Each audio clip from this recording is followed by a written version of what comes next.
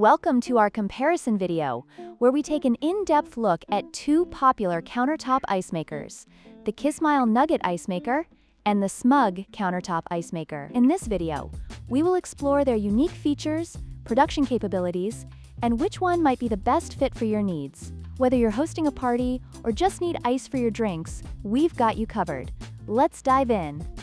The Kismile Nugget ice maker specializes in producing nugget ice, which is soft, chewable, and perfect for cocktails and cold beverages. In contrast, the SMUG countertop ice maker produces classic bullet ice, available in two sizes. While nugget ice is often preferred for its texture, bullet ice is versatile and suitable for a variety of drinks. The choice between these two types of ice ultimately depends on personal preference and intended use. When it comes to daily production capacity, the Kismile Nugget ice maker stands out with an impressive output of 35 pounds of ice per day. This makes it an excellent choice for larger gatherings or frequent use. On the other hand, the SMU countertop ice maker produces 26 pounds of ice daily, which is still substantial for home use, but may not suffice for larger events. If you require a high volume of ice, the Kismile model is the clear winner.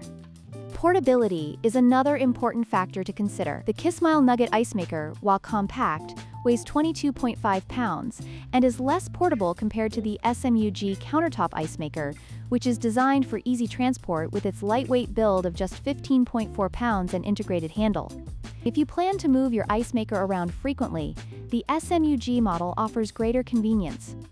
In conclusion, both the Kismile Nugget ice maker and the SMUG countertop ice maker have their unique strengths. The Kismile is perfect for those who prioritize nugget ice production and high capacity, while the SMUG is ideal for budget-conscious users looking for portability and quick ice production. We hope this comparison has helped you in your decision-making process. If you found this video helpful, please like, share, and subscribe for more content.